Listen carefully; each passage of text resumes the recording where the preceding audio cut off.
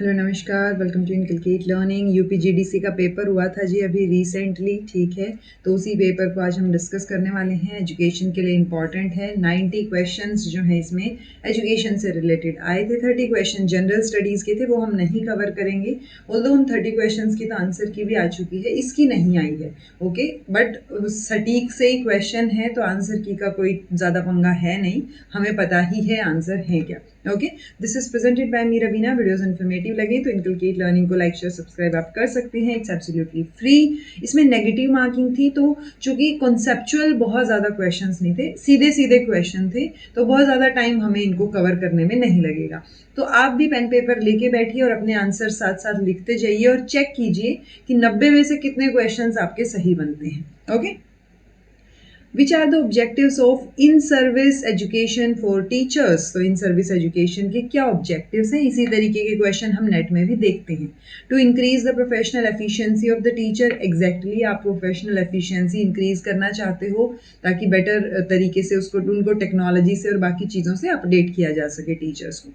To increase the financial incentive of the teacher, नहीं, financial incentive का कोई लेना देना नहीं है। फाइनेंशियल इंसेंटिव का लेना देना तब होता है जब इंजीनियरिंग की बात होती है ना, कि अगर आप अपनी स्किल अपग्रेड कर लोगे, अपने आप को अपडेटेड रखोगे, तो आपको कंपैरेटिवली हो सकता है ज़्यादा सैलरी मिले, राइट। बट यहाँ ऐसा कुछ नहीं है जी। To help teacher to know their problems and solve by their wisdom, बोल सकते हैं। To provide the extra facility और to broaden the mental outlook. Obviously to broaden the mental outlook इसमें इंक्लूडेड रहेगा। फर्स्ट और सेकंड तो for sure नहीं है। देखो, अगर सेकंड नहीं है तो ये दो ऑप्शन कट आउट हो गए। अब बचे क्या, 1 4 5 और 1 3 5, यानी 5 भी है। तो अब 3 आएगा कि 4 आएगा, तो कोई एक्स्ट्रा फैसिलिटी नहीं मिलती है यहाँ पे। हम विजडम वाले आंसर के साथ जाएंगे। आंसर आपका 1 3 5 रहेगा, okay. Who developed the cycle plan of teaching? ये थोड़ा सा डिफरेंट क्वेश्चन आपको लग सकता है, बिकॉज ऐसा कोई ऐसा साइकिल प्लान है नहीं टीचिंग में। क्योंकि हम टीचिंग में अगर बहुत ब्रॉड लेवल पे देखें, माइक्रो टीचिंग की साइकिल भी पढ़ते हैं। हमने जो हर्बर्ट, मॉरिसन और बिगी एंड हंट ने एक जो है मेमोरी लेवल और अपना अंडरस्टैंडिंग लेवल, रिफ्लेक्टिव लेवल की बात की है, वो भी पढ़ते हैं। उन्होंने भी अपने स्टेप्स दिए हैं, I agree, okay. So Kilpatrick जो है वो तो अपने किससे रिलेटेड हो गए, क्या बोलते हैं, एक तो प्रोजेक्ट मेथड, दूसरा किर्क पैट्रिक जो हैं उनकी हम बात करते हैं तब किसकी बात करते हैं, जो करिकुलम है जिसमें उन्होंने 4 स्टेप दिए थे, वही रिएक्शन, रिजल्ट और वो वाली चीज़ें, ठीक है। सो वो भी नहीं होगा। ब्लूम की टेक्सोनॉमी है, इन्होंने भी अलग से ही, कोई टीचिंग से रिलेटेड नहीं है वो साइकिल। हम बिहेवियरल ऑब्जेक्टिव लिखते टाइम यूज जरूर करते हैं, और ऐसे जॉन डुई का भी कोई साइकिल नहीं है। सो मॉरिसन ही एक बेटर ऑप्शन नजर आता है। सो ऐसा कोई क्वेश्चन दोबारा कहीं रिपीट हो तो आपको आता हो, मेक श्योर कि आपको ये चीज़ें पता हो, ठीक है। सो टीचिंग से रिलेटेड मॉरिसन ही है यहाँ पे। कॉन्टिन्यूस डेवलपमेंट, देन आपका teacher education institutions, teacher education regulations और मिनिमम क्वालिफिकेशन ऑफ टीचर। सो देखो, कॉन्टिन्यूस डेवलपमेंट में तो हम मिनिमम 50 आवर्स पर ईयर की बात करते हैं, CPD, continuous professional development, okay. So अगर आप यहाँ से देखोगे तो आपके 2 ऑप्शंस कट आउट हो गए, ओके। इन्होंने ऑटोमेटिकली खुद ही बता दिया कि लास्ट का फर्स्ट आएगा, यानी minimum qualification of the teacher जो है वो 4 ईयर इंटीग्रेटेड बीएड रहेगी, यानी आईटैप प्रोग्राम रहेगा 2030 तक। 2030 के बाद से अगर आप देखोगे तो आपको आईटैप वाली चीज मैंडेटरी हो जाएगी। टीचर एजुकेशन रेगुलेशन की आप बात करो, और टीचर एजुकेशन इंस्टीट्यूशंस, तो जो टीचर एजुकेशन के इंस्टीट्यूशंस हैं उनको हम मल्टी डिसिप्लिनरी यूनिवर्सिटी और कॉलेज बनाने की बात कर रहे हैं। और टीचर एजुकेशन की जो रेगुलेशंस हैं वो आपके एनपीएसटी 2023 में मेंशन है। एनपीएसटी गाइडलाइंस हैं, national professional standards for teachers, okay. तो आपको एनपीएसटी की फुल फॉर्म भी पता होनी चाहिए। सो ये आपका 4 और 3 आंसर आपका थर्ड हो जाएगा जी, okay. C, which of the following laws of Thorndike is nearer to Skinner's operant conditioning? Easiest question ever, ये तो आपको बिना ऑप्शन के भी पता होना चाहिए। Law of exercise, law of effect, law of readiness या नन ऑफ दीज। तो law of effect, use disuse वाली जो चीज़ है वो हम स्किनर से रिलेट करते हैं। In which year integrated education disabled children IEDC scheme was launched? ये भी अगेन ईजीएस्ट क्वेश्चन, सीधा सा क्वेश्चन है। 1974, 73, 70 और 71, आंसर आपका 1974 हो जाएगा, ओके। इसी स्कीम को बाद में जो है वो लॉन्च किया गया था IEDSS करके 2009 में सेकेंडरी स्टेज के लिए। वैलिडिटी पीरियड क्या रहता आता है नेक एक्रीडिटेशन का। सो नेक की जो ग्रेडिंग है वो 3 साल, 7 साल, 4 साल या 5 साल, कितने साल के लिए वैलिड होती है? 5 साल के लिए होती है जी। 5 साल के बाद आपको वापस से अप्लाई करना पड़ता है ओके इंस्टीट्यूट को। Dash is designed as a nodal point all matters connected with Quality Council of India. So Quality Council of India किसके अंडर बनी है, कौन सी मिनिस्ट्री के अंडर आती है? वो ministry of commerce and industry है और वही फिर नोडल पॉइंट रहेगा जितने भी मैटर्स QCI से रिलेटेड होंगे ओके। नेक कोई नोडल पॉइंट नहीं है, ना ही एजुकेशन मिनिस्ट्री है, ना ही UGC है। आंसर आपका ए हो जाएगा जी okay. Which among the following, अच्छा ये चीज याद रखना QCI कौन सी मिनिस्ट्री के अंडर आता है, पूछा जा सकता है क्योंकि हमें क्वालिटी काउंसिल ऑफ इंडिया की बात करते हैं तो क्वालिटी सुन के अगर नहीं पढ़ रखा आपने तो आप शायद मिनिस्ट्री ऑफ एजुकेशन पे जा सकते हैं, बट वो गलत आंसर होगा okay. Which among the following is not a criteria for quality assessment followed by NEC? So NEC में हम 7 पैरामीटर्स पढ़ते हैं। आई होप आपको 7 के 7 पैरामीटर्स याद हों। Teaching, learning, evaluation, infrastructure, learning resources, research, innovation and extension. But recruitment of teachers कहीं पर भी NEC के 7 पैरामीटर्स में इंक्लूडेड नहीं है। सो आंसर हमारा ऑब्वियसली बी हो जाएगा। हमसे नोट अ क्राइटेरिया पूछा है ओके। ये स्टेटमेंट दे रखी है, ऐसे स्टेटमेंट स्पेशली यूपी के एग्जाम्स में आ ही जाती हैं। पर्सनालिटी इज मोर और less stable and enduring organisation of persons character, उनका टेम्परामेंट, उनका इंटेलेक्ट, उनका physique that determines his unique adjustment to his environment. So ये स्टेटमेंट किसने बोली है? Whitaker, Hall and Lindzey, then Eysenck और आपका एल्पर्ट। सो आंसर आपका क्या रहेगा जी? आइजिंक रहेगा। ये स्टेटमेंट आइजिंक ने बोली है ओके। POCCC ये बहुत इंपॉर्टेंट है क्योंकि हम यूजुअली POS क्या था वो स्टाफिंग डायरेक्ट POSD CORB हमने बहुत पढ़ा है, बट POCCC कई बार कंफ्यूज कर देगा आपको। सो टाइलर ने ही दिया है ये ठीक है। देन आपका फ्योल, हाँ टाइलर नहीं, हेनरी फ्योल, हाँ हेनरी फ्योल ने दिया है, टाइलर नहीं हेनरी फ्योल ठीक है। सो प्लानिंग, ऑर्गेनाइजेशन और ये जो कमांडिंग, कंट्रोलिंग, कोऑर्डिनेटिंग है, इनकी सीक्वेंस आपको पता होनी चाहिए ओके। ये भी कमांडिंग ही आएगा, स्पेलिंग ठीक कीजिए इसकी ठीक है। सो आंसर आपका क्या हो जाएगा जी? सी हो जाएगा। प्लानिंग, ऑर्गेनाइजिंग, कमांडिंग, कोऑर्डिनेटिंग और कंट्रोलिंग ठीक है। कमांड देना जैसे हम डायरेक्ट करते हैं स्टाफ को ठीक है, कोऑर्डिनेट करना और कंट्रोल करना। सो ये आपको फुल फॉर्म इसी सीक्वेंस में पता होनी चाहिए भी। ये पूछी जा सकती है, बहुत फ्रिक्वेंटली नहीं पूछी गई है कभी नेट के एग्जाम में, बट अब आगे आने वाले टाइम में पूछी जा सकती है बिकॉज POSD CORB बहुत बार पूछी गई है ओके। सो ये फिलोसोफर्स दे रखे हैं, ये इन फिलोसोफर्स के अकॉर्डिंग वर्ल्ड कैसे ओरिजिनेट हुआ है वो हमें बताना है। फैक्चुअल क्वेश्चन है, इसको याद रखना। हो सकता है अगले नेट या किसी पेपर में ये रिपीट हो जाए या इसमें से कोई इन्फॉर्मेशन आपके काम आ जाए ओके। सो एनेक्सिमिन्स ठीक है, यही होगी शायद इनकी प्रोनाउंसिएशन। सो ये एयर से मानते हैं जी वर्ल्ड का ओरिजिन। थेल्स जो है वो वाटर से मानते हैं और हिराक्लिट्स जो हैं वो फायर से मानते हैं और डेमोक्रिटस जो हैं वो आपका मटेरियल या मैटर से मानते हैं ओके कि ओरिजिन वर्ल्ड जो है वो फायर की वजह से ओरिजिनेट हुआ है या एयर इज द ओरिजिन या water is the origin. So answer आपका क्या हो जाएगा जी? 3 2 1 4 option number 3 okay. Arrange in sequential order the advanced organiser model of teaching. So ये क्वेश्चन जो है थोड़ा सा सोचने वाला है क्योंकि मैंने रट नहीं रखा था ये, तो मुझे भी ध्यान नहीं रहा और मैं भी थोड़ी सी इसमें गड़बड़ करके आई थी ठीक है। सो सबसे पहले आप क्या करोगे जी? आप पहले ये एडवांस ऑर्गेनाइजर प्रेजेंट करोगे ठीक है। सो यहाँ से आपको ये तो समझ आ रहा है कि एडवांस ऑर्गेनाइजर प्रेजेंट करोगे तो ये 2 चीज़ें गड़बड़ है ओके, ये दोनों गलत हो गए ओके। एडवांस ऑर्गेनाइजर प्रेजेंट करके अब ये बोल रहे हैं कि या तो आप स्ट्रेंथन कर रहे हो कोऑर्डिनेटिव ऑर्गेनाइजेशन को या फिर आप लर्निंग टास्क प्रेजेंट कर रहे हो।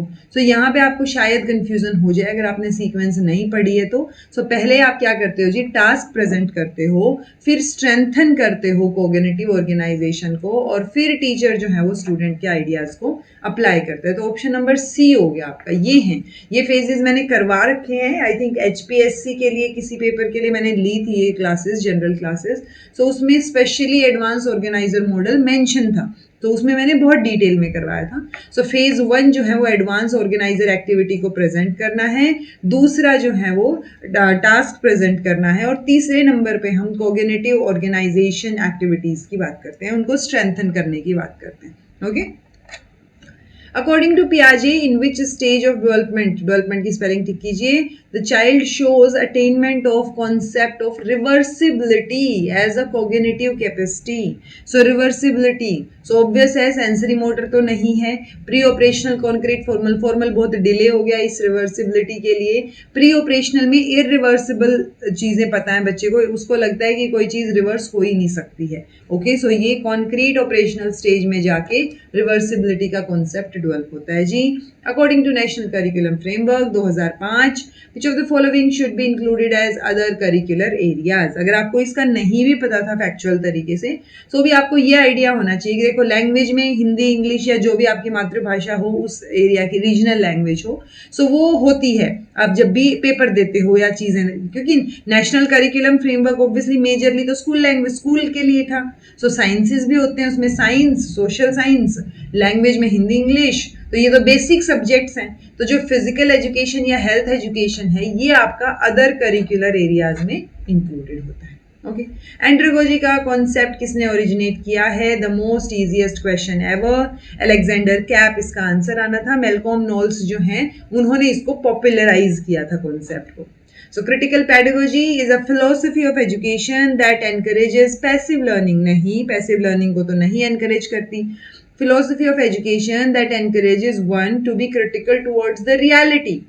A philosophy of education that motivates the individual to learn, or a philosophy of education that encourage individuals to learn।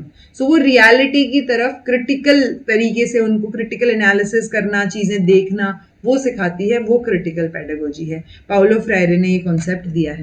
Okay, what is andragogy? The art and science of helping adults to learn. Usually अब adult learning बोलते हैं इसको, ठीक है। ह्यूटागोजी में बिल्कुल भी help वाली चीज नहीं होती है, यहाँ फिर भी थोड़ी सी होती है। Art and science of teaching, वो तो पेडागोजी भी है, पर वो बच्चों की बात होती है, यहाँ अडल्ट्स की हो रही है, तो सिर्फ art and science of teaching में हम एंड्रोगोजी नहीं बोल सकते। Method of dialogue with adults, तो ऐसा कोई मेथड भी नहीं है ये।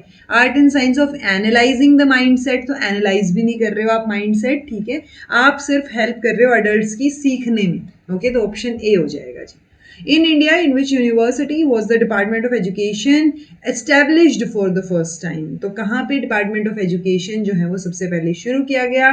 कैलकाटा यूनिवर्सिटी, इलाहाबाद यूनिवर्सिटी, मद्रास या बॉम्बे यूनिवर्सिटी? सो आंसर आपका कैलकाटा यूनिवर्सिटी रहेगा जी। फैक्चुअल क्वेश्चन है, सबसे पहले यहीं पे डिपार्टमेंट ऑफ एजुकेशन शुरू हुआ था। Which service under guidance is helpful in making better choice? So better choice या इन्फॉर्म्ड चॉइस कब होगी? जब आपके पास सारी की सारी इन्फॉर्मेशन होगी, और वो चॉइस आपको बेटर एडजस्टमेंट और ऑप्टिमम डेवलपमेंट में हेल्प करेगी। So information service, evaluation service, placement service या admission service? So obviously information होगी तभी बेटर चॉइसेस जो है वो आप कर पाओगे ना। सो इन्फॉर्मेशन सर्विस जो है वो हमारा आंसर हो जाएगा। When was PERT, program evaluation and review technique, developed? ठीक है, सो PERT की फुल फॉर्म आपको पता हो, टेक्निक भी आएगा यहाँ पे, ठीक है। Programme evaluation and review technique developed. So 1958, 1990, 1970, 1951। So आपको आंसर याद हो अब से, 1958 इसका आंसर रहेगा। 1958 में ये PERT जो है वो डेवलप की गई थी। बैरियर्स दे रखे, बैरियर का क्या टाइप है, और ये बैरियर है physical barrier, language barrier, psychological barrier और बैकग्राउंड बैरियर। तो नॉइस और एनवायरमेंट, सो नॉइस, अगर एनवायरमेंट, नॉइस, एनवायरमेंट, सो ये तो आपका फिजिकल बैरियर हो गया। अनक्लियर वर्ड और प्रोनाउंसिएशन में अगर दिक्कत है तो लैंग्वेज दिक्कत आ गई। प्रिजुडिसेस और रॉन्ग परसेप्शन है तो साइकोलॉजी के लेवल पे दिक्कत आ गई। Previous environment of working and cultural discrimination, so ये आपका बैकग्राउंड बैरियर आ गया कि पहले से आपने क्या क्या चीज़ें या क्या आपका वो रहा है। मान लो आपने कल्चरल या काम पे डिस्क्रिमिनेशन फेस किया है, तो वो जो एनवायरमेंट रहा है वो बैकग्राउंड बैरियर की तरह काम करेगा। सो 4, 3, 2, 1 आपका आंसर हो जाएगा। What is the name of report presented by Kothari commission to government of India in 1966? तो मैंने करवा रखी है ये तो बहुत बार, कोठारी कमीशन की रिपोर्ट का नाम, कंप्लीट नाम है एजुकेशन एंड नेशनल डेवलपमेंट। इसको नेशनल एजुकेशन कमीशन भी हम बोलते हैं बहुत बार। ओके, सो इंडियन एजुकेशन या न्यू एजुकेशन पॉलिसी या पॉलिसी ऑफ इंडियन एजुकेशन, ये नाम नहीं है जी। ओके, मेंटल रिटार्डेशन के लेवल्स प्रोफाउंड, सिवियर, मॉडरेट और माइल्ड। मैंने आपको बताया था कि अगर नहीं पढ़ रखा होगा तो हो सकता है आप सिवियर को बहुत ज़्यादा ही वर्स्ट समझ लें, बट सिवियर से भी वर्स्ट प्रोफाउंड होता है। सो अंडर 20 जो है वो प्रोफाउंड आ जाएगा, सिवियर अपना 20 से 35 आ जाएगा, तो 3 और 4 यहीं से ही आंसर आ गया। ओके, सो आपका फिर मॉडरेट हो गया 36 से 51 और माइल्ड जो है उससे भी थोड़ा सा कम हो गया। ओके, तो आईक्यू लेवल से हमें कंपेयर करना है। सो आईक्यू जिसका सबसे कम है वो प्रोफाउंड में जाएगा, उससे थोड़ा ज़्यादा है वो सीवियर में, उससे थोड़ा ज़्यादा मॉडरेट में और उससे थोड़ा ज़्यादा माइल्ड लेवल पे। तो ऑप्शन नंबर 1 आपका आंसर हो गया जी। When did the person with disability act came? So PWD act की बात हो रही है। आपको ऑप्शंस भी पढ़ने की जरूरत नहीं पड़नी चाहिए। 1995 में आया था, 7 डिसेबिलिटीज की बात की थी। टाइप 1 एरर कब होती है? तो मैंने बहुत अच्छे से करवा रखा है आपको कि मान लो आप कोई हाइपोथेसिस टेस्ट कर रहे हो, ठीक है, तो वो हाइपोथेसिस या तो ट्रू होगी या वो फॉल्स होगी। अगर वो ट्रू है और आपने उसको रिजेक्ट कर दिया या एक्सेप्ट कर लिया तो कोई गलती नहीं है। अगर आपने उसको रिजेक्ट कर दिया तो पहली गलती हो गई, फॉल्स है और एक्सेप्ट कर लिया तो ये आपकी दूसरी गलती होगी जी। सो टाइप 1 टाइप 2 इस तरीके से आप याद रख सकते हो। That means null hypothesis is rejected when it's true, but when it's true और false तो इन्होंने दे ही नहीं रखा, तो हम null hypothesis is rejected पे जाएंगे। ओके, तो आंसर आपका डी हो जाएगा। Who developed the content of technology of teaching? So देखो, मैगर और गिलबर्ट, आई.के. डेविस और रॉबर्ट ग्लेसर। रॉबर्ट ग्लेसर ने तो बेसिक टीचिंग मॉडल की भी बात की है, काम तो स्किनर वगैरह ने भी किया है, बट अगर आप content of technology of teaching की बात करेंगे सो आई.के. डेविस और रॉबर्ट ग्लेसर आपका सही आंसर रहेगा जी, याद रखना इसको। Post hoc fallacy is the serious danger in which research. ये क्वेश्चन रिपीट हुआ है, ये पहले भी यूपी के जो एग्जाम है यूपी एचएससी वगैरह उनमें आया हुआ था और यहाँ पे यूपीजीडीसी में भी रिपीट हुआ है। Okay, so experimental research, post facto research, ethnography या historical. So post hoc fallacy जो है वो post hoc fallacy post facto research में ज़्यादा डेंजरस रहेगी। ओके, तो आंसर आपका बी रहेगा। Morrison approach is more useful for which teaching subject. So ये क्वेश्चन आप नया मान सकते हो थोड़ा सा, क्योंकि मॉरिसन अप्रोच में हम यूनिट्स की बात करते हैं, तो science, maths, moral education, languages ये पढ़ाने के और भी रास्ते हो सकते हैं।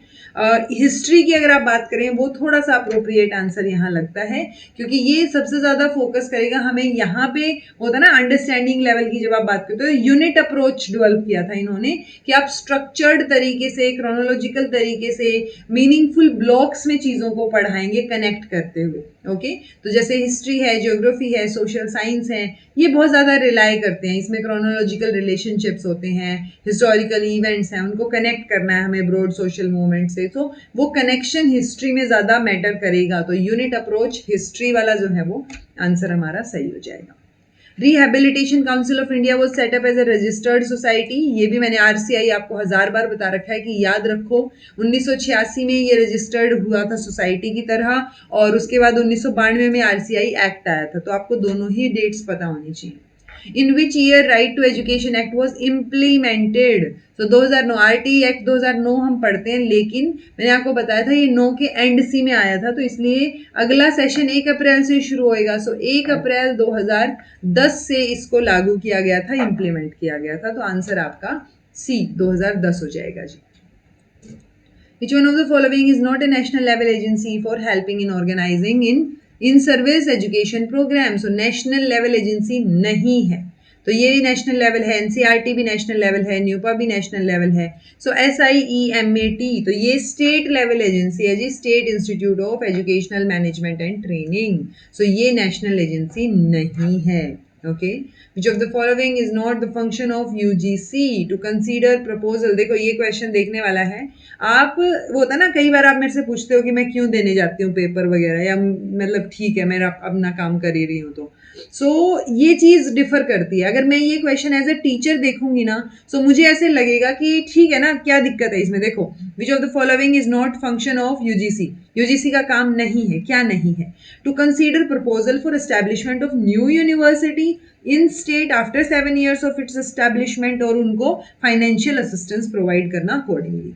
ये तो ऑब्वियस है ना, बीइंग अ टीचर मैं बोलूंगी कि नई यूनिवर्सिटी थोड़ी ना यूजीसी खोलेगा, ऑब्वियस है। सो उनका प्रपोजल यूजीसी को क्यों कंसीडर करेगा, तो यही होना चाहिए, not a function. But then आप पढ़ते हो to provide financial assistance for the establishment of staff colleges, to provide grants to university and college. तो देखो ग्रांट तो प्रोवाइड करता है, ओनली ग्रांट गिविंग एजेंसी है। To determine and regulate standards for teaching examination research work, ये भी ठीक है। सो बीइंग अ स्टूडेंट, जब मैं भी पेपर में बैठी थी, मेरा ये क्वेश्चन किस एस्पेक्ट से गलत हुआ मैं आपको बताती हूँ कि मैंने पहले एक तो मैंने ना रिपीट में पढ़ा ही नहीं, दूसरा पहला ऑप्शन पहले में ये था कि हाँ ऑब्वियसली नई यूनिवर्सिटी तो ये डेवलप नहीं करेंगे, ठीक है। दूसरे में मैंने सोचा कि ये फाइनेंशियल असिस्टेंस क्यों प्रोवाइड करेगा स्टाफ कॉलेजेस खोलने के लिए, यानी ये कॉलेजेस क्यों खोलेगा, कॉमन सेंस है ना। बट कॉलेज तो छोड़ो, ऊपर वाले में तो यूनिवर्सिटी खोल रहे हैं ये। सो मैंने पहली स्टेटमेंट रिपीट पे पढ़ी ही नहीं। सो बीइंग अ स्टूडेंट ये चीज मुझे फर्क पता चलती है जो मैं आपको अब बता पा रही हूँ, क्योंकि जब आप पेपर में बैठते हो आपके दिमाग में चल रहा होता है कि भाई नेगेटिव मार्किंग भी है, आपने आंसर भी जल्दी जल्दी करने हैं, आपका टाइम भी जा रहा है। सो वो सारे फैक्टर्स जब आप कंसीडर करते हो ना, तब आपको ये समझ आता है कि अच्छा ठीक है, 2-3 बार पढ़ लो स्टेटमेंट को। ओके, सो ये स्टेटमेंट भी कंसीडर की जानी चाहिए भाई, क्योंकि ये फाइनेंशियल असिस्टेंस यहाँ तो प्रोवाइड करता है, बट ये नई यूनिवर्सिटी एस्टेब्लिश करने का प्रपोजल कंसीडर नहीं कर रहा। नई यूनिवर्सिटी, मेरे दिमाग में उस टाइम क्या आया कि हाँ ठीक है, नई यूनिवर्सिटी तो करता नहीं है, वैसे ऑब्वियसली सेंट्रल या स्टेट गवर्नमेंट करेगी, बट प्राइवेट यूनिवर्सिटीज भी तो होती हैं, बट वो प्राइवेट यूनिवर्सिटीज का प्रपोजल ये थोड़ी कंसीडर करेगा, राइट। सो वो चीजें देखते हुए ए ऑप्शन आपका गलत है जी, ये फंक्शन नहीं है यूजीसी का। ओके, तो ये मेरी पूरी स्टोरी बताने का तात्पर्य यही था कि आप चीज़ों को 1-2 बार कंसीडर करें, पढ़ें। वहाँ पे होती है जल्दबाजी, चीज़ें आप करते हो, बट फिर भी आपको थोड़ा और ध्यान देने की ज़रूरत है। Okay, which American has developed the concept of team teaching, तो ये तो मैंने पेपर 1 के दौरान भी बहुत बार करवा रखा है। फ्रीमैन जो है वो आपका आंसर रहेगा, फ्रीमैन। ब्लूम, ड्यूई, रोजर, इन्होंने टीम टीचिंग का मेथड नहीं दिया है। Okay, Freeman. Sampling technique, purposive, multi-stage, systematic, stratified. It divides a large population into subgroup, relies on own judgment. खुद के judgment पे तो आप purposive में चलते हो. Then obtaining k interval by using n, यानी nth sampling, ये आपकी systematic sampling हो गई. So ये देखो second, ये हो गया third.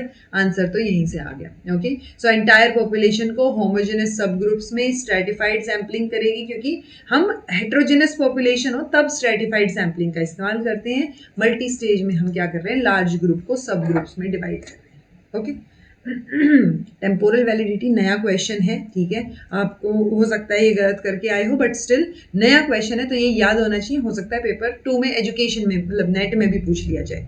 When generalisation is done for certain period, it's the absence of validity या फॉल्स। देखो एब्सेंस और फॉल्स वैलिडिटी तो नहीं है, बट जनरलाइजेशन जब बियॉन्ड टाइम लिमिट हो या जनरलाइजेशन एक पर्टिकुलर सर्टेन पीरियड के लिए हो, तो जब एक जनरलाइजेशन सर्टेन पीरियड के लिए हो, स्पेसिफिक टाइम पीरियड को कंसीडर करती हो जनरलाइजेशन, सो वो आपकी टेम्पोरल वैलिडिटी रहेगी। Okay, in the process of statistical inferences type 2 error is occur when, तो type 2 error मैंने अभी ऊपर बताया था कि जब आप null hypothesis ट्रू है और उसको रिजेक्ट कर रहे हो, तो ये आपकी पहली गलती टाइप 1 एरर है।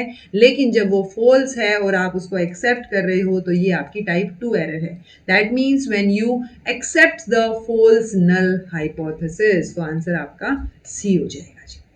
ठीक है, फेयर इनफ। एक सेकेंड, अरे done.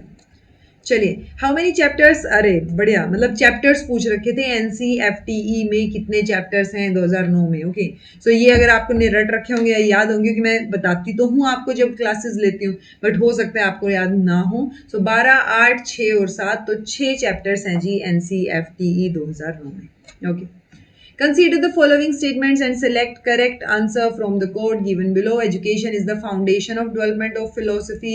Sankhya philosophy is older than other 6 philosophies. Yes, हम षड दर्शन की बात करते हैं तो उसमें हम सांख्य को ओल्डेस्ट मानते हैं। पुरुष और प्रकृति 2 कंपोनेंट्स हैं सांख्य फिलोसफी के। सांख्य सूत्र was compose bye Patanjali. Patanjali क्यों सांख्य सूत्र बनाया? सांख्य पतंजलि तो योगा से रिलेटेड है, योग सूत्र देंगे वो तो। सो ये स्टेटमेंट आपकी गलत हो गई जी। 3 ऑप्शन ही आपके सही होने थे, तो ऑब्वियसली आप 1, 2, 3 के साथ जाएंगे। Okay, how much percentage of reservation in higher education has been mentioned in, अच्छा ये भी नया क्वेश्चन मुझे लगा, क्योंकि इन्होंने ना national policy of PWD, person with disability, उसमें रिजर्वेशन पूछ ली। अब टेक्निकली 2016 के हिसाब से, क्योंकि मैं खुद ही क्वेश्चन गलत करके आई हूँ, 2016 के हिसाब से हायर एजुकेशन में 5% रिजर्वेशन है और जॉब्स में, एम्प्लॉयमेंट में 4% रिजर्वेशन है। सो बाय डिफॉल्ट मुझे लगा कि 5% ही होगा, क्योंकि 10 और 8 तो नहीं है, अब 3 कुछ ज्यादा ही कम हो गया। बट 1995 का जो एक्ट था वो एम्प्लॉयमेंट में भी और आपका इसमें हायर एजुकेशन में भी, दोनों में ही 3% की बात कर रहा था और उसी के अलाइनमेंट में आपकी पीडब्ल्यूडी वाली पॉलिसी थी। सो आंसर इसका 3% होना था जी, 5% 2016 के एक्ट के अकॉर्डिंग है हायर एजुकेशन में। ओके, सो 3%, अब याद रखना इस चीज को। New structure of school education as per NEP, तो हम इसमें क्या पढ़ते हैं, 5+3+3+4 का स्ट्रक्चर पढ़ते हैं। मैंने आपको उल्टा करके भी याद करवाया था कि ये आपकी 9 to 12th क्लास हो गई, ये आपकी 6 to 8th हो गई, है ना। हाँ, और ये 3 जो है आपकी कौन सी, सेकंड, थर्ड, फोर्थ और फिफ्थ क्लास हो गई, राइट। लेकिन अगर इस स्ट्रक्चर को भी मुझे 5 को भी डिवाइड करना है, स्प्लिट करना है, सो पहले 3 साल प्री में जाएंगे और अगले 2 साल फर्स्ट सेकंड में। सो ये 3 प्लस आपका 3+2 प्लस 3+3+4 होनी थी, यानी आंसर आपका सी आना था जी। तो यहाँ पे कंफ्यूजन भी थोड़ा सा यहाँ क्रिएट किया गया था, अगर आप हो जाते तो कंफ्यूज, बट आंसर 5+3+3+4 नहीं था, तो आंसर सी आपका एग्जैक्ट सही आंसर है।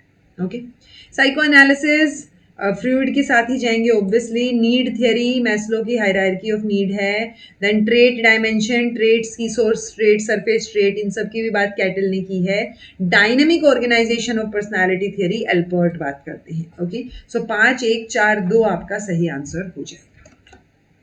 Who observed that curriculum doesn't mean only the academic subjects traditionally taught in the school, but it includes the totality of experiences that a pupil receives through the manifold activities that go on in the school। तो देखो, बहुत general सी बात है, सारे के सारे लोग ये बात बोल सकते हैं, ऑल्दो इन्होंने एग्जैक्ट स्टेटमेंट पूछ ली, बट आप देखो एनसीएफटी 2009 में आया, ये 2005 में आया करिकुलम फ्रेमवर्क, ये कोठारी कमीशन, उससे पहले मुदालियर कमीशन भी तो है। सो ये तो सिंपल सी बात है ना, ये तो कोई भी कमीशन बोल देगा ना, तो जो सबसे पहले आया वो सेकेंडरी कमीशन था, सेकेंडरी कमीशन ने ये बात बोल दिया। ओके, तो हम सी के साथ जाएंगे। Perception comes under which phase of teaching, evaluation, presage, product या फिर process.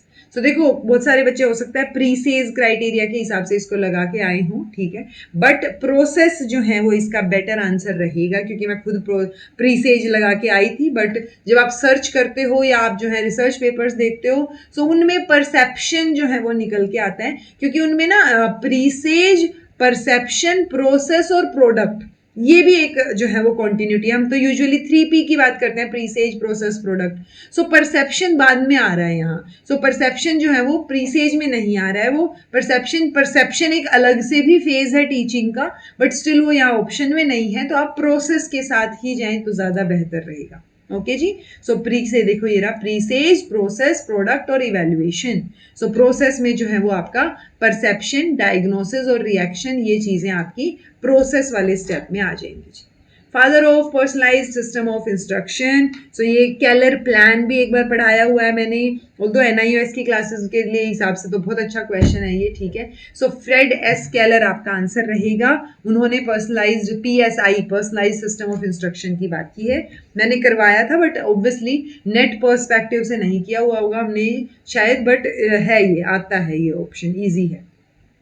What is the highest and visible symbol for any nation? So ये फ्लैग, नेशनल फ्लैग रहेगा हमारा। ये क्वेश्चन थोड़ा सा अलग है यहाँ, उस बेसिस पे नहीं, एजुकेशन बेसिस पे नहीं है। Realism, idealism, pragmatism, naturalism, heuristic approach, deductive approach, experimental learning और आपका इंडक्टिव लर्निंग। सो अगर ये क्वेश्चन कोई गलत करके आया है मेरी तरह जल्दबाजी में कि रियलिज्म है, रियलिज्म तो अच्छा ठीक है, एक्सपेरिमेंटल या साइंस से रिलेटेड है तो फटाफट करो, ये 3 करते ये लो आंसर, तो वो गलत हो जाता है जी आपका। बट आपका आंसर, क्योंकि प्रैग्मेटिज्म और नेचुरलिज्म में आएगा ना एक्सपेरिमेंटल और ह्यूरिस्टिक, तो ओके। सो आपका रियलिज्म जो है वो किसकी बात करेगा, इंडक्टिव की, आइडियलिज्म डिडक्टिव की, तो आपका यहाँ से डिडक्टिव, इंडक्टिव, रुको 2 या 4, आंसर आपका 4 वाला ना, हाँ ये देखो, रियलिज्म इंडक्टिव मेथड की, आइडियलिज्म डिडक्टिव की, प्रैग्मेटिज्म फिर एक्सपेरिमेंटल की, और ह्यूरिस्टिक अप्रोच आपका नेचुरलिज्म में चला जाए। Okay, which curriculum type is designed to teach students to learn and emphasize the process of learning? So process यानी क्रिया, मैंने हिंदी में भी पढ़ा था ये क्वेश्चन, क्रिया के बेसिस पे, यानी जो प्रोसेस की बात कर रहे हो ना, तो देखो कहीं भी कॉम्पिटेंसी की बात नहीं हो रही है, ठीक है, कंटेंट या सब्जेक्ट की बात भी नहीं हो रही है, सो प्रोसेस की बात हो रही है, तो best option process oriented curriculum ही नजर आ रहा है. ओके, then है जी, in the dash it was exhorted that women should not marry until they finish their education. So ये कहाँ पे मेंशन है? So as such किसी एक वेद में नहीं है देखा जाए तो, क्योंकि सारे वेद, जब ऋग्वेद भी सबसे पुराना है और वहाँ पे भी जब women स्टडी करती थी तब तक वो नहीं होती थी, उनकी शादी नहीं करती थी वो, बट स्टिल यजुर्वेद इसका बेटर ऑप्शन है, क्योंकि यजुर्वेद में फिर भी ये चीज़ें थोड़ी बहुत मेंशन है, इस बारे में बात है. Okay, a standard of performance for a defined domain, यानी एक डोमेन है उससे रिलेटेड आपने जो परफॉर्मेंस का स्टैंडर्ड सेट किया हुआ है कि ये चीजें होनी चाहिए, कि आप डेक्लेमेशन में पार्ट ले रहे हो, सो फ्लुएंसी, कंटेंट, ये चीजें आपने देखनी है, तो वो रूब्रिक्स जो है वो सेट करेगा जी. पोर्टफोलियो नहीं है, अचीवमेंट नहीं है, और ब्लूप्रिंट भी गलत आंसर है. ओके, तो रूब्रिक्स हमारा सही हो जाएगा. ये देखो एक ही पेपर में आरसीआई की वो भी पूछ ली, सोसाइटी की तरह कब रजिस्टर हुआ था और एक्ट कब इंट्रोड्यूस हुआ था वो भी पूछ लिया. सो एक्ट का आंसर 1992 आ जाएगा, RCI act. Okay, remote associate test belongs to, नया क्वेश्चन, एप्टीट्यूड, पर्सनालिटी, इंटेलिजेंस, तो आंसर इसका क्रिएटिविटी रहेगा. रिमोट एसोसिएट टेस्ट क्रिएटिविटी से रिलेटेड है, याद रखना इसको, क्योंकि पर्सनालिटी के और इंटेलिजेंस के टेस्ट हमने फिर भी किए हुए होते हैं. ओके, क्योंकि करवाए हुए हैं आप लोगों को कि अच्छा ये आर्मी टेस्ट है, अल्फा बीटा टेस्ट, या बहुत सारे टेस्ट हैं, ठीक है, सो वो हमने किए हुए हैं, तो वो आप ये भी याद रखो, remote associate test. According to realist which of the following statement is correct? Realism के according, reality is the product of imagination, नहीं इमेजिनेशन की तो नहीं बात करते. Reality is mental and external world doesn't exist, mental नहीं है तो आइडियलिस्ट का आइडिया हो गया. Knowledge innate doesn't gained okay, innate not gained from external experience, but external experience से ही आप knowledge gain करते हो. phenomenal world and the world is real exist independently of the mind. yes, तो phenomenal world मतलब चीजें अलग अलग हैं, so वो आपका D रहेगा, better option. How many elements are there in Fayol's administrative approach? 14 elements हैं, 14, आंसर आपका B हो जाएगा. देन है who is the author of the book, curriculum process, एक नई बुक आपके ऐड हो गई है जो आपको ध्यान रखनी है, DK व्हीलर, व्हीलर जो है उन्होंने ये किताब लिखी है. Okay, which type of students included in inclusive class, ऐसे 2 क्वेश्चन भी पूछे गए थे इजी. इंक्लूसिव में स्पेशल स्टूडेंट्स ओनली नहीं, जनरल और स्टूडेंट्स दोनों, हाँ जनरल एंड स्टूडेंट्स ही दे रखा था, आई थिंक जनरल और स्पेसिफिक स्टूडेंट लगा लो आप, सिर्फ ये ओनली वाले ऑप्शंस तो वैसे ही कट आउट हो जाएंगे, तो हम बी ऑप्शन के साथ जाएंगे. Okay, by which system are problems related to education solved through the scientific method? So कौन से सिस्टम में आप जो है प्रॉब्लम्स को साइंटिफिक मेथड से सॉल्व करते हो? Technical approach, hardware approach, software approach, systems approach, तो हम इसमें सिस्टम्स अप्रोच की बात करते हैं. इजी था ये भी बिल्कुल. Teacher is the image of Brahma, ये किसने स्टेट किया है? तो स्वामी विवेकानंद, B.O. स्मिथ, रविंद्रनाथ टैगोर या मनु? तो ये मनु की है जी ये स्टेटमेंट, आज तक कभी किसी पेपर में नहीं आई है, पहली बार ये पूछी गई है. Okay, the year of establishment of IGNOU, IGNOU 1985 में बना, ये भी फैक्चुअल क्वेश्चन है, सीधा सीधा आपको पता होना चाहिए. पेडागोजिकल अप्रोच दे रखे हैं, उनका आउटकम दे रखा है, constructionist, collaboration, integrative, reflective. Critical thinking को कौन एक्सेलरेट करता है? तो क्रिटिकल थिंकिंग को तो रिफ्लेक्टिव वाला कर सकता है. सेल्फ इवेल्युएशन में रिफ्लेक्टिव ज्यादा बेटर साउंड करेगा. जॉइंट वेंचर है तो कोलैबोरेशन हो गया, ठीक है. एसोसिएटिंग द कॉन्सेप्ट तो इंटीग्रेट करना हो गया, और क्रिटिकल थिंकिंग को एक्सेलरेट कंस्ट्रक्शनिस्ट करेगा फिर. ओके, सो 4 3 2 1, ऑप्शन नंबर 3 आपका आंसर हो गया. प्लानिंग, ऑर्गेनाइजिंग, स्टाफिंग और डायरेक्टिंग, POSD दे रखा है, POSD CORB का. Attempt to attaining coordination, recruitment of, recruit करना तो स्टाफ इकट्ठा करना, स्टाफिंग हो गया, राइट. तो ये तो फॉर श्योर सही है, अगर ये भी सही है तो आंसर तो यहीं से आ रहा था. कंफर्म कर लेते हैं, डायरेक्ट करना यानी कि टास्क असाइन करना सही लोगों को. ओके, स्टाफिंग में नहीं आएगा ये, नहीं, बट रिक्रूट करना तो फिर किसी में ही नहीं आएगा ऐसे तो, है ना. तो रिक्रूट आप स्टाफिंग में कर रहे हो, उनको डायरेक्ट कर रहे हो, यानी सही जगह सही लोगों को सही चीज़ दिला रहे हो। नहीं ना, नहीं, डायरेक्टिंग थोड़ी आएगा। मैंने क्या गलत पढ़ा है?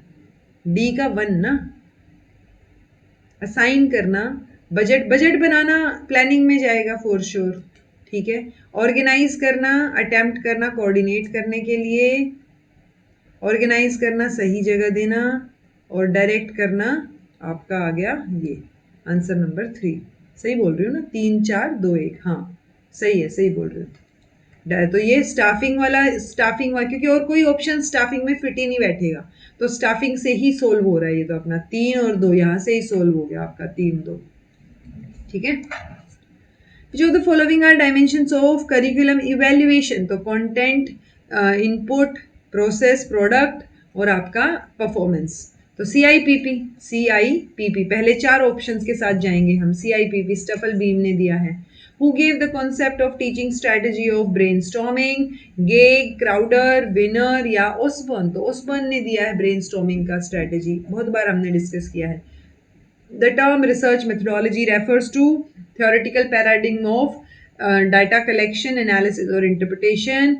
जो मेथड्स हैं रिपोर्ट राइटिंग के, उनको तो हम रिसर्च मेथोडोलॉजी नहीं बोलते हैं। Methods used in data collection and analysis, specific methods of study and, तो सारी चीज़ें आपने रिसर्च किस तरीके से करोगे पूरा, तो पूरा जो थियोरेटिकल पैराडिग्म है कि कैसे डाटा कलेक्ट करना है, कैसे एनालाइज करना है, कैसे इंटरप्रेट करना है, तो वो सारी चीज़ें रिसर्च मेथोडोलॉजी में आएंगी। First option is the correct answer. Which teaching method was developed by Pestology?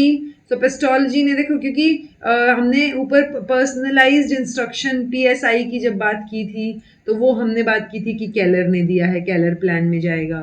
सो ये कोई भी ऑप्शन फिट नहीं बैठ रहा है जी, क्योंकि इन्होंने चाइल्ड सेंटर्ड एजुकेशन की बात की है, वो यहाँ पे डी ऑप्शन ही शायद फिट बैठेगा, ठीक है। स्विस एजुकेशनल रिफॉर्मर है ये पेस्टोलॉजी, और इन्होंने जो है ऑब्जेक्ट लेसन मेथड की तो फिर भी बात की है, चाइल्ड सेंटर्ड और एक्सपीरियंशियल अप्रोच की ये बात करते हैं।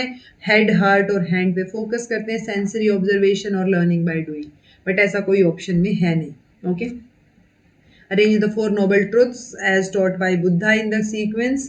तो ये वर्ल्ड जो है वो सफरिंग से भरा हुआ है, लेकिन हर एक सफरिंग का एक कारण होता है। 1 3 सफरिंग का जो है आप उससे छुटकारा पा सकते हो, क्योर होता है उसका, ठीक है। सो आंसर आपका क्या हो जाएगा जी? 1 3 2 4। ओके, मेरू की फुल फॉर्म पूछी है पेपर 19, ये आपका 2020 NEP 2020 का क्वेश्चन है।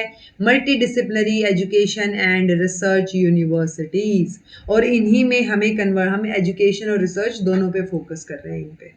Okay, consider the following institutions and arrange these in correct chronological order starting from the earliest established in the earliest to the last। Okay, तो सबसे पहले क्या है जी? IIT खड़गपुर खुली, फिर IIM अहमदाबाद खुला, फिर नीपा और फिर इग्नू। सो 2 4 1 3 आपका आंसर रहेगा। ओके, तो 1951 में खड़गपुर IIT, 1961 में IIM अहमदाबाद, 1962 में नीपा और 1985 में इग्नू। ये भी बहुत क्लोज क्वेश्चन था IIT IIM का, अगर आपको नहीं पता था तो ये क्वेश्चन हो सकता है तुक्के से सही हुआ, वरना गलत करके आयो। Which one of the following combination list the name of Carl Rogers theory of counselling? तो कार्ल रोजर की पर्सन सेंटर्ड काउंसलिंग है, पर्सन सेंटर्ड लगा लो, क्लाइंट सेंटर्ड लगा लो, नॉन डायरेक्टिव थेरेपी है। ओके, सो ये तो रैप्ट हो गया, REBT रैशनल इमोटिव थेरेपी, तो ठीक है, तो ये तो नहीं होगा। ऑप्शन 1 2 3 सही है जी आपके। Who gave the decision making theory? So देखो, सेम क्वेश्चन में एक जगह पे साइमन भी दे रखा है, बट यहाँ साइमन ऑप्शन में ही नहीं है, तो हम ग्रिफ्ट्स के साथ जाएंगे। फेयोल, टाइलर और इल्टन मायो नहीं होगा। ओके, सो ग्रिफ्ट्स और साइमन दोनों याद रखना। Okay, essential components of the communication process, communicate करने के लिए एक सोर्स, मैसेज, मीडियम की जरूरत पड़ेगी। फीडबैक होगा, रिसीवर या कॉन्टेक्स्ट भी मैटर करेगा, सिंबल, एनकोडिंग, डिकोडिंग भी मैटर करेगी। ये अगर 3 ऑप्शन ही सिलेक्ट करने, तो थॉट एम वाला ऑप्शन हमारा एलिमिनेट हो जाएगा। बाकी तीनों वर्ड्स जो हैं, तीनों ऑप्शन के जो वर्ड्स हैं, हमने बहुत ज़्यादा सुने हुए हैं हमेशा। CBCS की फुल फॉर्म आपसे पूछी है, अगेन ईजीएस्ट क्वेश्चन। देखो, चॉइस और क्रेडिट तो हमें पता है, सो क्रेडिट बेस्ड कोर्स या फिर चॉइस बेस्ड क्रेडिट सिस्टम या क्रेडिट बेस्ड चॉइस सिस्टम भी बोल सकते थे, बट चॉइस के बेसिस पे क्रेडिट्स तो चॉइस बेस्ड क्रेडिट सिस्टम जो है वो आपका सही आंसर होगा। Which of the following is an incorrect pair. So ये भी अगर कोई बच्चा गलती से गलत करके आया हो, क्योंकि एक बच्चे ने बताया था वो गलत कर आई थी। ट्रायल एंड एरर ठीक है, थॉर्नडाइक ने दिया है। फील्ड थियोरी जो है लेविन ने दी है। साइन लर्निंग टॉलमैन ने दी है। सोशल लर्निंग तो बंडूरा है ना, तो उस बच्चे को लगा कि ये तो बंडूरा ही लिखा हुआ है, उसको वो पढ़ा ही उसने बंडूरा, क्योंकि दिमाग में ही बंडूरा फिट है। सो उस वजह से उसने रैंडमली कोई टिक किया, फिर ये तो सारे ही सही है, बट डी ऑप्शन हमारा इनकरेक्ट है जी। A mode of blended learning where students watch a short lecture video online and come into the classroom to complete the activities such as group work or project. So ये यही example दे के मैंने आपको हमेशा flipped classroom समझाया है कि मान लो आपको मैं बोलूँ कि एक वीडियो देख के आना मेरे वाली, और फिर हम आके क्लास में डिस्कस करेंगे। सो वो चीज़ फ्लिप्ड क्लासरूम हो जाएगी। आपका जो ट्रेडिशनल तरीका था वो आपने उलट दिया है। Okay. Which organization developed the STAG tool for assessing micro teaching? So अगर आपने ये तुक्का भी लगाया होता, जो कि क्योंकि उस टाइम पे तुक्के भी मुश्किल हो जाते हैं कि यार तुक्का लगाएं, या हो सकता है इन्होंने पेपर में दिया है कि अब तक हमारे देश का हो तो एनसीईआरटी वगैरह ने डेवलप किया हो, तो ऐसा नहीं है। स्टैनफोर्ड यूनिवर्सिटी ने ये डेवलप किया है जी। ओके, अब स्टैग की फुल फॉर्म आप मुझे कमेंट करके बताएंगे। फ्लैंडर का क्वेश्चन आ गया है जी। In Flanders interaction analysis criticising is placed at. तो 7, 6, 4 और 5, तो आंसर आपका क्या हो जाएगा? Category number 7। Consider the following statements with reference to curriculum. Curriculum should be child centered. Yes. Knowledge of culture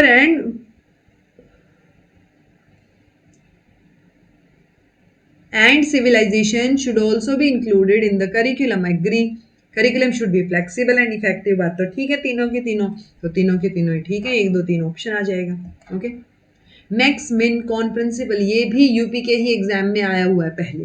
okay, सो ये प्रिंसिपल किससे रिलेटेड है? सो मैक्सिमाइज करना, एरर को मिनिमम, वेरिएंस को मैक्सिमाइज, मिनिमम करना, और कौन, तो ये तीनों चीजें मैंने करवा रखी थी। अभी जो अपडेटेड मैराथन्स ली उनमें भी करवाई थी। आंसर आपका एक्सपेरिमेंटल रिसर्च हो जाएगा जी।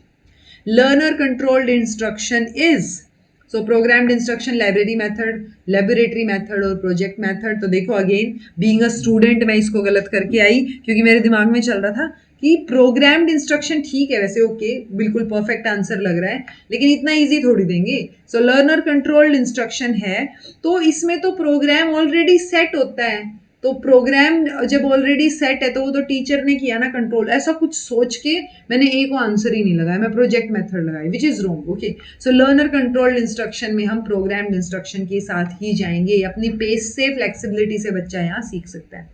What is the correct title of Acharya Ramamurthy Committee की report towards an enlightened and humane society? So ये कब बनाई थी? ये 1990 की कमेटी है, और ये किस लिए बनाई गई थी?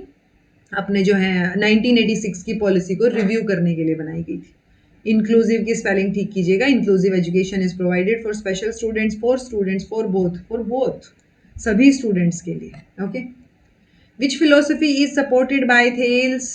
Humanism, realism, naturalism, pragmatism. ये भी फैक्चुअल क्वेश्चन है, नेचुरलिज्म इसका आंसर रहेगा। Which commission or committee focused on education sector, balancing the number of students and manpower requirement? So man power requirement की बात राधा कृष्णन कमीशन ने की जी। कमीशन की स्पेलिंग यहाँ पे मुदालियर, और ये कमीशन की स्पेलिंग ठीक कीजिएगा, राधा कृष्णन कमीशन रहेगा। उन्होंने बोला था as there is an acute shortage of scientific man power and is at its worst so far as it concerns teachers in science where it is much more qualitative than quantitative. It is desirable to train a large number of scientists in the hope that we may get a few men of outstanding caliber. So ये exact statement जो है वो Radha Krishnan commission की report में आपको मिल जाएगी। Okay, who opened the Department of Educational Technology in India? So Department of Education Technology NCERT के under है, तो NCERT ही इसका आंसर रहेगा, national council of educational research and training. So answer आपका सी हो जाएगा जी। Who gave XY theory of management? Peter Drucker. Peter Drucker ने तो मैनेजमेंट ऑब्जेक्टिव्स वाली बात की थी, MBO की बात की थी। देन आपका है टाइलर, ग्रिफ्थ्स और मैक ग्रेगर। तो मैक ग्रेगर की X एंड Y थियरी है जी। Where is the national institute of training and research located? तो देखो देहरादून में विजुअल इम्पेयरमेंट का है, सिकंदराबाद में इंटेलेक्चुअल हेल्थ का है। यही क्वेश्चन 2020 का जो अभी 2020 बोल रही हूँ 2025 का जो 3 जनवरी 2026 को पेपर हुआ है दिसंबर वाला नेट का, उसमें भी आ रखा था। उसमें बस मैच द फॉलोइंग था। ओके तो चीजें हैं, ये पूछा जा रहा है बहुत फ्रिक्वेंटली। सो आपको ये नो के नो इंस्टीट्यूट पता होने चाहिए। ओके चेन्नई में आपका क्या आ गया, मल्टीपल डिसेबिलिटी वाला आ गया, तो ये कटक है जी, Odisha, Swami Vivekananda national institute of training and research है ये। एनसीईआरटी कब बना जी, 1961 में बना। यूजीसी कब बना, 1956 में बना। एनसीटीई 1995 और एससीईआरटी आपका फिर बाय डिफॉल्ट 1988 में चला जाएगा, क्योंकि एससीईआरटीज जो हैं वो उसके बाद बनी है। डाइट और एससीईआरटीज जो हैं वो आपके बोल दो, एससीईआरटीज की बात 1980s से चल रही है, बट स्टिल 1986 की पॉलिसी के बाद डाइट रेकमेंड हुई। सो एससीईआरटी का ये 1988 ज्यादा फिट बैठ रहा है। So 2 1 4 3। Which characteristic is related to case study? Case study में तो देखो रैंडमाइजेशन, कंट्रोल्ड ग्रुप और पोस्ट टेस्ट, ये सारी की सारी चीजें हम एक्सपेरिमेंटल में पढ़ते हैं। ओके सो कोई मैनिपुलेशन ना करना, वो केस स्टडी है। जो जैसा है जो का तो आप रख रहे हो। ओके बेसिक टीचिंग मॉडल किसने दिया है? फ्रैंकलिन, रॉबर्ट ग्लेसर, मार्शल डुकिन या फिर नन ऑफ दीज, तो Robert Glaser. Basic teaching model. The function of educational management आएगा ये। Educational management includes reporting, budgeting, controlling या फिर डिसीजन मेकिंग। देखो मैनेजमेंट और एडमिनिस्ट्रेशन दो चीजें हैं। ऑल्दो मैनेजमेंट में भी डिसीजन मेकिंग हो सकती है छोटे लेवल पे, बट जो मेजर डिसीजन है, पॉलिसी मेकिंग है, वो सारी की सारी एडमिनिस्ट्रेटिव लेवल पे आती है। ओके सो देखो रिपोर्टिंग और बजटिंग तो फॉर श्योर आ जाएगा इसके अंदर, क्योंकि हम पीओएसडी सीओआरबी पढ़ते हैं। पीओएसडी सीओआरबी ठीक है, बट हमने पीओसीसी भी तो पढ़ा है, पीओसीसीसी। सो इसमें कंट्रोलिंग भी आ रहा है, राइट। 1 2 3 का ऑप्शन यहाँ कहीं है नहीं। सो हम 1 2 3 4 या फिर 1 2, अगर हम पीओएसडी सीओआरबी के हिसाब से देखेंगे तो सिर्फ फर्स्ट और सेकंड पे हम जाएंगे। ओके सो इन दोनों में से कोई भी ऑफिशियल आंसर हो सकता है जी। मोस्ट प्रोबेबली डी आपका ज्यादा बेटर आंसर रहेगा, क्योंकि इन्होंने एग्जैक्टली बोला नहीं है कौन से मॉडल के हिसाब से, बट हमारे दिमाग में पीओएसडी सीओआरबी छपा हुआ है, तो हम ए और बी के साथ ही जाते हैं मोस्टली। ओके सो इसलिए ए बी सी डी, तो ये आंसर आपका मोस्ट प्रोबेबली तो डी ही रहना चाहिए। Okay last but not the least, Allport, Jung, Freud, Cattell. So Cattell ने दिए हैं जी सोर्स एंड सरफेस ट्रेट, ठीक है। फ्रॉइड ने ईद, ईगो, सुपर ईगो की बात की है। ये लो आंसर तो नहीं आया है अभी तक, 1 और 2। देन कार्ल जंग और एल्पर्ट, एल्पर्ट ने आपके कार्डिनल, सेंट्रल और सेकेंडरी ट्रेट्स की बात की है, तो आंसर आपका सेकेंड हो जाएगा। ठीक है जी। So this was all about today. Thank you so much for watching. I hope आपको हेल्प मिली हो। And be happy, keep smiling, subscribe to Inculcate Learning because it is absolutely free. Take care, see you very soon in the next class.